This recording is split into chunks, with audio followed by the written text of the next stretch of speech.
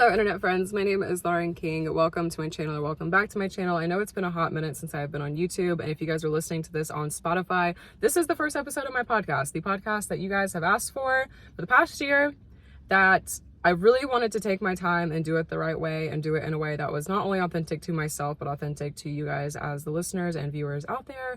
And I'm happy to say that I have finally come full circle, and I can now deliver something that I am very much proud of and I hope becomes an amazing thing. Okay, so now that we got all that out of the way, just to remember really quickly, I do have one-on-one sessions. The link is now below. If you guys are listening on Spotify, you can find all my links on either my Instagram or my TikTok, which is literally just at laurenjamesking. My Instagram is at _laurenjamesking because apparently someone else randomly had that username. Don't know why. Maybe I can get it someday, but that's besides the point. Okay, so if you guys want to book one-on-one with me, if not, find my TikTok, find my Instagram.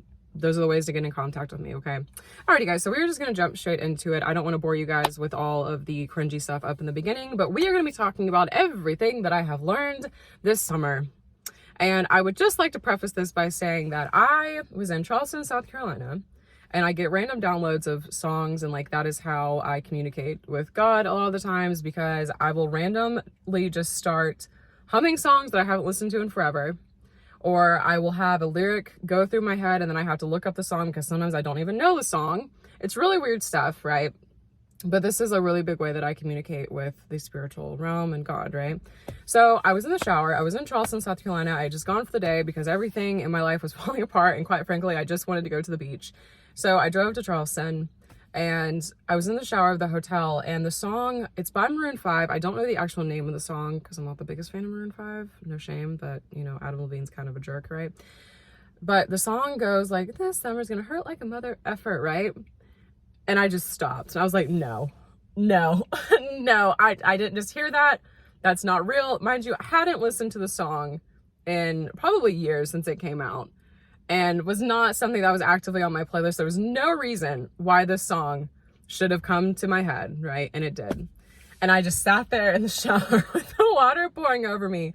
And I was like, well, fuck. Like, this is gonna be an interesting summer. And I can say that life did not disappoint on that, because it has been a hella of a summer so far, and it's not even over yet. So I'm really hoping that the latter half of summer is better. If not, then I am a fall girly anyway, so I'm gonna drink my pumpkin spice latte even if I have to do it in tears, okay? I am ready for the summer to be over. It has been both equally a good and bad summer, okay? These are the things that I have learned, which is pretty much down to the art of detachment. So I'm gonna help you guys learn how to do that as well, okay? I have a few things written down that we're going to talk about and go through really quickly, okay? Love versus lust was the first thing that I wrote down. And I think this is a really fascinating concept because we live in a world that operates off of lust, not love, okay? So when I tell you guys, especially on TikTok, if you guys are coming from there, when I tell you that someone doesn't understand love, this is kind of breaking down what that means, because of course I have more than 3 minutes to talk about it, okay? We live in a world that only understands lust, and we don't, what's the word? We don't connect love with a feeling. We connect love through the actions that people take. So if someone texts us, we're like, oh, that's love. And in reality, it's not, okay? Because love is not just the actions, love is a feeling, and that's what I'm trying to get at. A lot of people go into a situation and they start having this feeling, but they don't know what love is. So they can't identify, they're not self-aware enough to understand that, oh, this feeling that's making me uncomfortable is love, right? Because lust is comfortable. It's easier to be in lust with somebody, to lust after them sexually, or to lust after, you know, the potential of who they could be than who they actually are. We'll talk about that a little bit later. But what I'm trying to get at is that a lot of us will deal with people that, and I've dealt with this a lot, especially if you're a woman, and no offense to men out there, but like obviously women are just more in touch with their feelings. Not every single woman, let's be real. I talk for both men and women, right? Because some of us meet people that haven't healed, that have a lot of trauma they got to work through. But I will say that a lot of the times it's very easy to find someone that'll hook up with you. It's a lot harder to find someone that actually wants to build with you, right?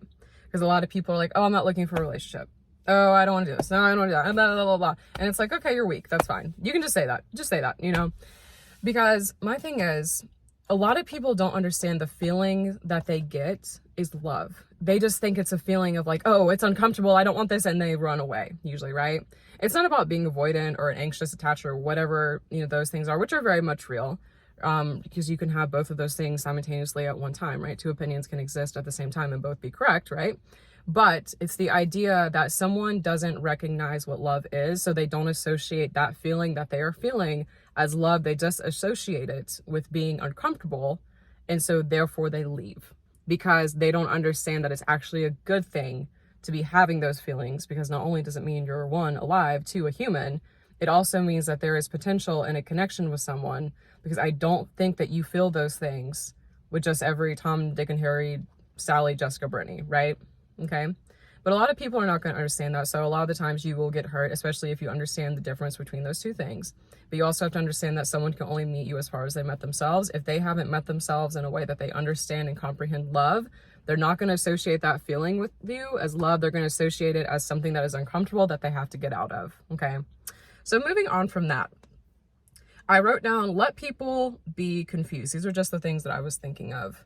So this summer has really been a turning point in me for career, because not only has Hollywood gone up in flames and my acting career just been like on halt out of nowhere, no auditions, no anything. And mind you, you can still do like commercial work, but like I don't want to do like commercials, especially after I've done like TV shows and movies. It just feels like it's a regression in my career. And mind you, like maybe I shouldn't be so picky, I understand that, but also another thing too, I know myself well enough to know that I'm not just going to take anything in people, in life, in jobs.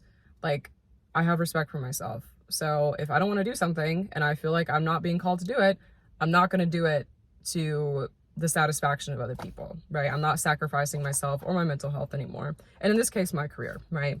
But letting people be confused about you. A lot of people I have found in my life get very agitated at me. Probably because I can be kind of a dick sometimes, like, let's be real. But also at the same time, I think I reflect back to a lot of people the things that they don't want to see in themselves that I force them to see. Because for one, my circle is very small. When I tell you I talk to 3 people, I have them all in like categories. I know that sounds fucking crazy, but like in general, I have learned that the older that I've gotten and the more that I get closer to myself, my more authentic self, the less people I have around me. And I think that that's interesting, and that says a lot about a person too, is that if you feel the need to have a lot of people around you all the time, I think it's because it allows you not to have to look at yourself fully. Because when I was younger and I was unhealed and I was drinking and partying and living for the world, I had tons of people around me, because people like that are everywhere, right? Very few people actually take it upon themselves to heal and do the work themselves. I had so many friends around me. I had people hitting me up left and right. I would be going out. I lived in Charlotte, North Carolina for 2 years. I drank almost every single day for 6 months one time, right? None of these things that I'm proud of, by the way. I'm just saying that this was my life before I got to this point when I was not at peace, and now I'm at peace and I don't have as many people around me, right? Because I forced myself to look in the mirror, as awkward as it is, and as much as like a matrixy thing it feels like, but I forced myself to look in the mirror, both metaphorically and physically and spiritually too, and be like, who the fuck do I want to be? Like, who do I want to present to the world? How do I want to live my life from this point on? And the answer to that was for myself and for God, not for the world, right? And the more that I started getting closer to myself and realizing who I am and not seeking that validation from outside sources except for God, the more people I had fall away from my life because they didn't understand, okay? Let people be confused by you, because you are not living your life for anybody else except for yourself. Chase God, follow God, show him that you are willing to follow him. And I promise you, the amount of doors that will open for you is insane. I made this example the other day because someone said on one of my TikToks, they left a comment and they were like, I have no idea what the fuck to do with my life. Like, I don't know. And what people don't understand is that when you have no idea what you want to do or where you're going or where God is going to bring you, that is the most powerful place that you can be. Because I made this example and I want you guys to really take this metaphor as well. It's, imagine that you're standing in a hallway, right? You're in like a mansion, whatever, wherever you are, a hotel, wherever, okay? And you have this hallway and there's like 50, 60 something doors, right? Now, not every single door is going to open. Some are going to be locked, right? Some doors are going to open, but you're going to walk into the room and be like, yeah, this isn't really my thing, but I'm glad I tried it, right? I'm glad I tried this door, right? And some doors you're going to walk into and be like, I love this room. I love everything about it, the way that it's designed. I could see myself living here, right? But it takes you going up to other doors and having that door locked, walking into other rooms where you didn't really like the vibe. You're like, yeah, this isn't really my thing. For you to appreciate when you walk to that door, you open it and it's like harmonious, you know? It takes you trying different things to find the door that is meant for you. And mind you, we have multiple doors that are meant for us because I do TikTok, I'm an actress, like I have my hand in all these different things. I'm in fitness, like a slew of things, so to speak, right? It's not just one door. But when you feel like you have no idea what the fuck you're doing with your life, that is the most powerful place you can ever be, because that means that every single opportunity is open for you. If you decide that you want to start crocheting and start a business, do that, okay? If you decide that you want to be a newscaster, go do that. Figure out how to do it. What do I need to go to school for? How do I have the money to go to school for that? Like, figure it out, okay? What's that expression? Where there is a will, there is a way, and nobody else has to understand it but you, okay? If you honestly think that, like, the amount of people that just didn't understand when I started TikTok or didn't understand when I started acting, it's like, because it's not for you. It's not your life path. I don't expect you to understand. But you have to get comfortable with knowing that, okay? It is not up for anyone else to decide for you what you want to do with your life. Mind you, within reason. Like, please don't go towards violence because you're like, oh, well, this is what I want to do with my life. No, don't do that. But I'm saying the things like, if you want to start a TikTok channel, there's literally a girl, I have never wanted to be friends with someone more in my life. There's a girl on TikTok. The only thing she does is make pickles. That's all she does. She has built a career off making pickles. That's it. Strawberry lemonade pickles, spicy pickles, dessert pickles. Like, it is the craziest thing, but it's so weird. But you know why it works?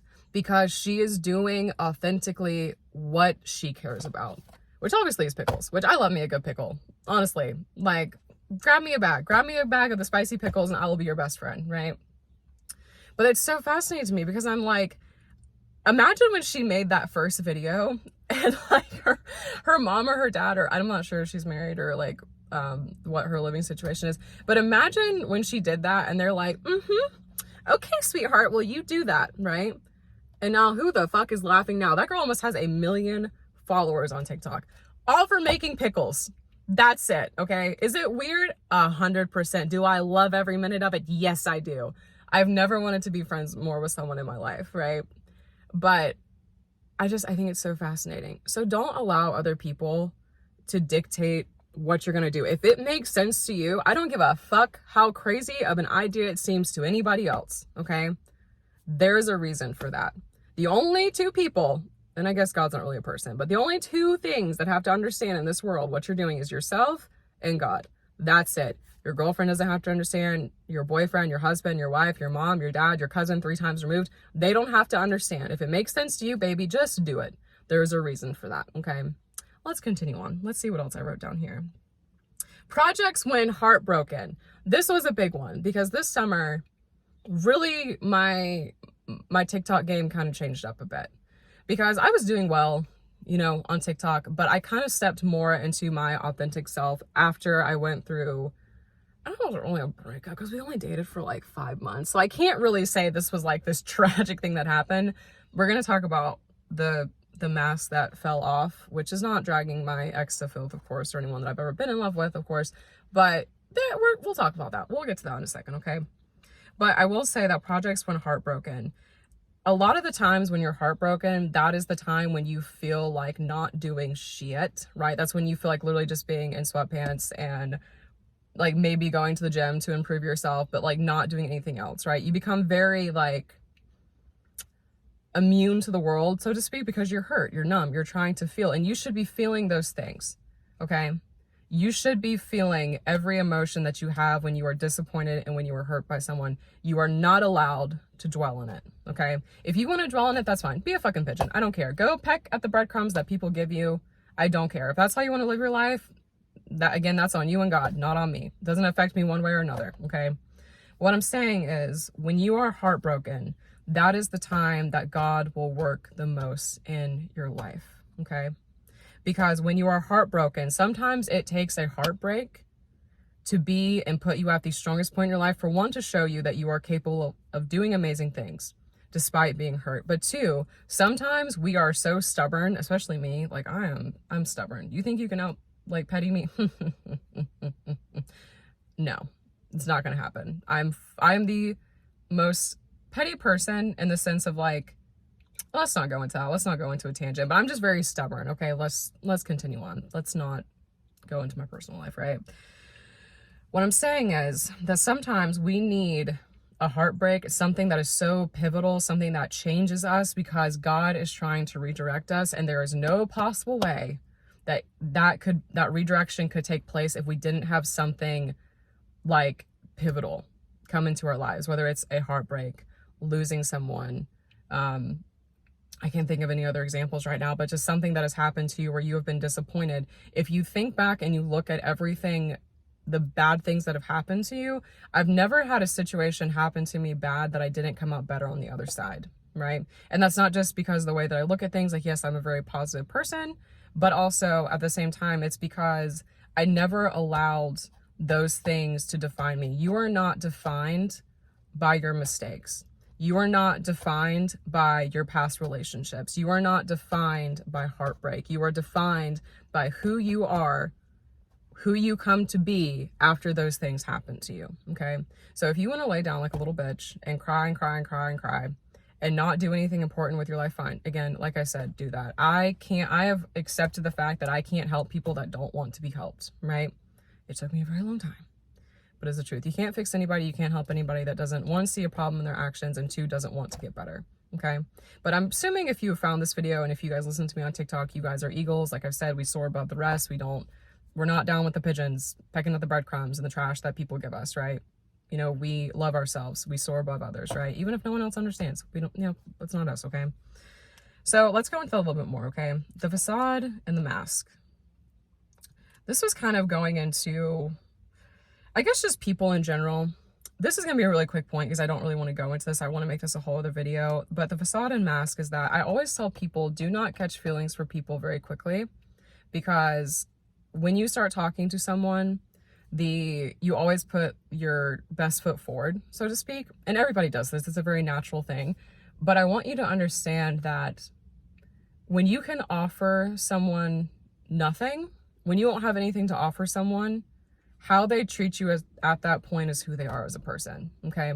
Because they're going to wear a mask, they're going to wear a facade, whatever it is that they think that you want to see in order to create the person that they're trying to present to you. But when you can offer someone nothing, so like, let's say, for example, if you're disappointed by someone, and like, for example, I have a lot of guys that come into my life, obviously, that are like, oh, like I can sleep with her, you know, whatever. And I don't sleep around, so that's not going to happen. How they treat me after they know that they can get nothing from me tells me everything I need to know about that person. Tells me every little hunch that I had from discernment. I'm like, I was right. I was right.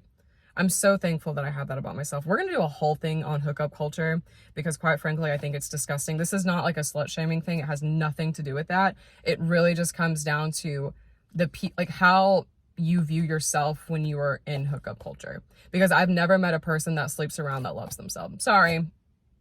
No apologies made. Never met a single person that sleeps around that is 100% okay with themselves. Because they're running from something. And that's what they're using to distract themselves, because it's a big distraction. It comes with a lot. That's the problem, okay? We're not going to talk about that this week. We're going to talk about that another time. What else do I have on here? Again, I just have like boundaries, and I literally wrote this down twice. So obviously, let people be confused. What in the world was that? Did you guys hear that? There was something. Oh, anyway, we're going to keep going. Okay, so boundaries and let people be confused. All right, we'll just wrap up with this because I don't want to keep just going on and on and on. I don't really want this podcast to be like a 45 minute unless I am actually interviewing someone, which I do have a few guests coming up potentially that I'm in the works trying to make work. So if you guys, I have a few TikTokers that I've reached out to. I think we're going to like collaborate. I'm so excited. Okay, but besides the point. So again, just letting people be confused about you, okay? And having boundaries. Basically, how to know to walk away. That's, I think, the gist of what I'm trying to get at, okay? It is not a bad thing to have boundaries within a certain reason, okay? Because sometimes we can be so hurt that we have so many walls up that it would be impossible for even God to get through to us sometimes, right? That's a big thing. How many of us ever go through heartbreak and turn away from God? Or how many of us ever go through something that we thought would work out, and we love God when it's working out, but the moment that it doesn't work out, we're like totally against him. Like, how could you do this to me? No, no, no, no, no, no. And like, what you don't realize, again, going back to the heartbreak and the projects and the really stepping into your full potential, God uses those things to elevate you. There's never a time when God's like, you know what? I just really want to just break Sally down to where she just feels like she's absolutely nothing. She deserves no happiness. There's never at one given point that God wants you to feel that way, or God wants you to feel like there is no hope. That's literally quite opposite of everything that he stands for. And no matter what you believe in, like, this isn't just like, I've studied so many different religions because I decided a long time ago that I want to believe in God because I choose to believe in God, not because I was born in the US in the 90s with parents that were both Baptist. Like, I want to believe in God because he is who I choose. Any religion that you study or you go into, I choose Christianity for mine personally. Just with the research that I've done, it just makes the most sense to me. But with any religion, there's never a time when any God, anything that people worship ever wants you to feel in a way that you are unworthy of love, or you are unworthy of decency, respect, okay? All of that comes from the enemy, so to speak, or Satan. I don't know why I say it like that, because it really just is Satan, you know? And I think to make a joke of it is blasphemous in itself. But regardless though, that doesn't come from a place of God, right? And this is not me preaching to you. This is literally just me telling you that, like, regardless of what you believe in, you are not put on this planet to be a doormat for anybody, right? It's okay to have boundaries with people. It doesn't make you a shitty person, okay? It makes you someone worthwhile. If I meet someone and I can pick up on this energy of like, they are not even like insecure, because I feel like that, I don't know what the energy is. I can't really tell you, but I can meet someone and I can see right through them. It's like I know things about them, about their life, that I shouldn't. I don't like that, because sometimes I pick up on things. I'm like, oh, dang, are you okay? Like, are you good? Like, you know, I just know things about people that I should. I don't know if that's what that's called, but point being though, is that I meet people and I just have a sense of the things that they've been through. I can probably name it in detail, and I can pick up on the energy that they are emulating at that current moment in time, right? And so it's not about being insecure. It's just about not feeling like you are worthwhile to have boundaries. But also there is a very, very like line to that you have to have enough boundaries that you keep people out, but not so many that you keep everyone out, right? There's a very big difference in that. We can go into that more. I feel like that's another episode. But these are just the things that I've learned this summer. And I hope that you got something out of this first episode. And again, I apologize that I had to do this 4 times in order to get it to a place where I wanted it to be. I will not be doing that again. But I think I'm just nervous this first time around. So if you guys could, like, let me know your feedback. That would be very helpful for me, because be nice though. Please don't shit all over me. Like, please don't do that. I'm very sensitive. I know I come across as like very nonchalant and like not a single fuck given, but the truth is I give too many fucks. And that's why I had to teach myself how to not give a fuck, okay? But anyway, I love you guys so much. And don't forget, one-on-one sessions, follow my TikTok, follow my Instagram, follow all that good stuff. That's where you guys can reach me. I have my DMs open. I try to respond to you guys as much as I can, but I'm not meaning that arrogantly. I'm just saying I do get a lot of DMs from people, and I want to help you guys in every way that I can. But sometimes you just have to watch my videos, and that's how you're going to have to get help, because sometimes I can't always read everyone's messages, you know, but I really do try. I really genuinely do try. If you message me, I will try my very best to get back to you. So please don't take it personally if I do not. It is not personal at all. Okay. Alrighty guys, I love you so, so much. Next week, I don't know what in the world we're gonna be talking about. I will figure something out over the next week. But if you guys have something you want to talk about, please let me know. I think we should do it on hookup culture. I think that would be really fun to do. Not fun, very eye-opening. But I think a lot of people need to hear that message from someone who not only was a part of it, but also someone like myself who is a little bit more of a tongue-in-cheek kind of Christian, you know? Alrighty, guys, but let's just end it there. But I hope you guys have a great week. I will see you guys next Thursday. Remember, don't forget to subscribe. Don't forget to follow my TikTok, all those good things if you guys want to stay up to date on the podcast when it comes out every week. I love you. Please be safe. Please be kind to not only yourself, but others as well, because we're all hurting. Okay. Alrighty, guys, I love you. Bye.